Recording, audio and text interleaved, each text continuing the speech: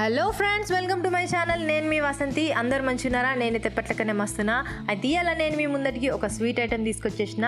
ఇది చూస్తుంటే మీకు నేనేదో దానిమ్మ గింజలతో చేసిన స్వీట్ లెక్క కనిపిస్తుంది కదా, కానీ కానే కాదు. ఇది ఒక రేర్ కాంబినేషన్లో చేసిన స్వీటు. మస్తు తక్కువ మందికి తెలుసు, నాకు తెలిసినంతలోనైతే. అదే మన సాబ్దానా బీట్రూట్ పాయసం. బీట్రూటా అని షాక్ అయిపోతున్నారా? కరెక్ట్గానే విన్నారు, బీట్రూట్ తోటే చేస్తున్నాను నేను ఇవాళ స్వీటు.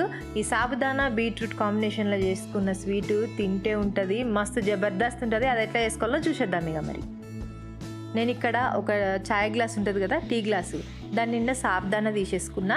దాన్ని ఇప్పుడు ఒక గిన్నెలో తీసేసుకొని మంచిగా శుభ్రంగా కడిగేసుకోవాలి. టీ గ్లాస్ అయినా అనిపిస్తుంది కానీ అది నానినాక డబుల్ అవుతుంది, పాయసం చేసినాక త్రిబుల్ అవుతుంది. ఒక 5 మంది వరకు వస్తుంది ఈ సాబుదానా అనేది. కాబట్టి ఒక టీ గ్లాస్ అయితే చాలు, ఒక 5 మెంబర్స్కి అయితే వస్తుంది.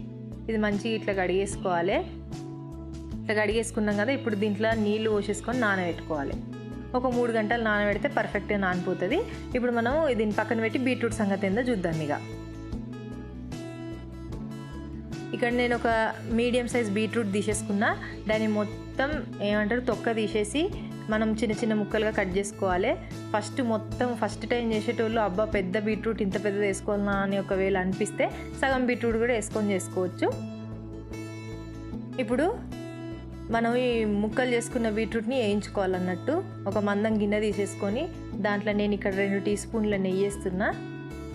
ఆ నెయ్యి కొంచెంగా ఆగినాక అలా కట్ చేసుకున్న బీట్రూట్ ముక్కలు వేసేస్తున్నా. ఇవి మంచిగా మగ్గాలి, పచ్చి వాసన మొత్తం పోవాలి. నెయ్యిలో మనం వేస్తున్నాం కాబట్టి కమ్మటి వాసన వస్తుంది మొత్తం మగ్గినాక తర్వాత. కాబట్టి చిన్న మంట మీద మంచిగా మగ్గించుకోవాలి దీన్ని. చూస్తున్నారు కదా, ఇట్లా మగ్గాలి మంచిగా. ఇట్లా మగ్గినాక తర్వాత దీన్ని పక్కన పెట్టేసి చల్లార్చుకోవాలి. వెంటనే మిక్సీ వేయొద్దు. ఇది చల్లారే లోపల ఇప్పుడు సాబుదానా చూద్దాము. నానిపోయిన సాబుదానా చూసినరా ఎంత మంచిగా నానిందో. ఇప్పుడు దీన్ని మనము చిన్న మంట మీద ఉడకబెడదాం. ఈ సాబుదానా మునిగేటన్ని నీళ్లు పోసేసి చిన్న మంట మీద మనము దీన్ని ఉడికించుకోవాలి ఒక 5-10 నిమిషాలు. ఇది ఒక సైడ్ ఉడుకుతుంది. ఇప్పుడు చల్లారిన సాబుదానాన్ని గ్రైండర్ పట్టిద్దాం ఇక.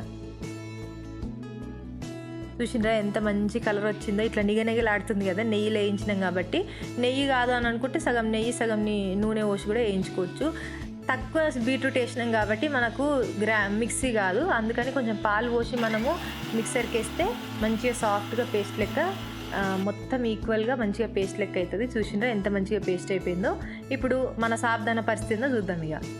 సాబుదానా కూడా మంచిగా ఉడికిపోయినట్టే. చిన్న మంట మీద పెట్టుకొని మనము ఉడికించుకోవాలి. ఇప్పుడు పాలు పోసేసిన నేను ఇలా ఒక కప్పటి పాలు తీసుకున్నా నేను. ఫస్ట్ అయితే సగం పాలు పోసిన. ఇప్పుడు ఎట్లుంటుంది అనేది కన్సిస్టెన్సీ చూస్తున్నా.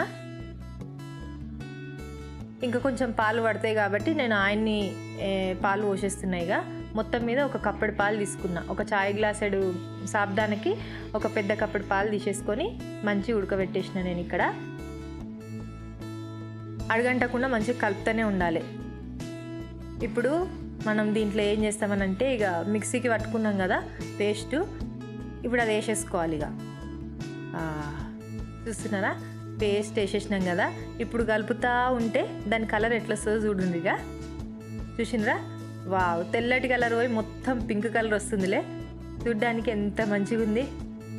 కలర్ వేసినా అనుకుంటారు మస్తు మంది, కానీ అది కలర్ కాదు. మస్తు మంచి కలర్ వచ్చింది కదా బీట్రూట్ వేసినందుకు. హెల్తీగా కూడా ఉంటుంది కాబట్టి ఇట్లా ట్రై చేయాలి మనం అప్పుడప్పుడు. ఇప్పుడు దీంట్లో ఇలాచీ పొడి వేసిన నేను ఒక 2 చిటికెలు ఇలాచీ పొడి వేసేసిన. మళ్ళీ కొంచెం సేపు ఇది కలిపేస్తున్నా నేను. ఒకసారి కలిపి పెట్టేసుకోవాలి.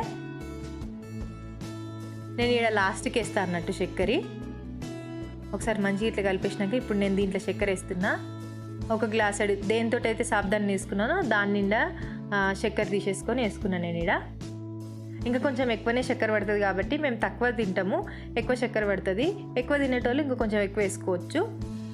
అయిపోయి 2 నిమిషాలు ఉడకబెట్టేస్తే సరిపోతుంది. ఇక్కడ మనకి మన బీట్రూట్ సాబుదానా పాయసం రెడీ అయిపోయినట్టే. దీంట్లో కొంచెం కొబ్బరి పొడి వేసేయాలి. ఒక టేబుల్ స్పూన్ కొబ్బరి పొడి నేను ఇక్కడ వేసిన. బీట్రూట్ కలరు మనం వేసినప్పుడు ఎట్లుంది, ఇప్పుడు ఎట్లా అయిపోయింది చూసినరా, కొంచెం చేంజ్ అయిపోయింది. ఉడికినాక తర్వాత కలర్ అనేది కొంచెం చేంజ్ అవుతుంది. ఇప్పుడు డ్రై ఫ్రూట్స్ వేయించుకొని ఆ పాయసంలో వేసేసుకుందాం ఇక. అన్ని డ్రై ఫ్రూట్స్ వేసుకొని మంచిగా నెయ్యిలో వేయించుకోవాలి. వేయించుకొని ఆ పాయసంలో వేసేసుకుంటే మనకు రెడీ అయిపోతుంది ఇక. ఆహా, ఫస్ట్ వేసుకున్నప్పుడు కొంచెం తక్కువ వేసుకున్నా కానీ తర్వాత వేసుకున్నప్పుడు కొంచెం ఎక్కువ వేసుకుంటే మీకు తెలుస్తుంది టేస్ట్ ఎంత కమ్మ ఉంటుందో. చూసినరా మన పాయసం అనేది రెడీ అయిపోయింది.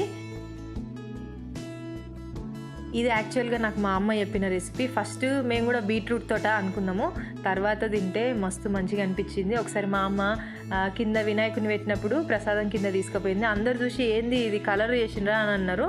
తిన్నాక తర్వాత చెప్పినాం బీట్రూట్ తోటి చేసినామని. ఎవ్వరు నమ్మలేదు, అంత కమ్మగా ఉండే. అందుకనే నేను మీతోటి ఈ రెసిపీ షేర్ చేసిన.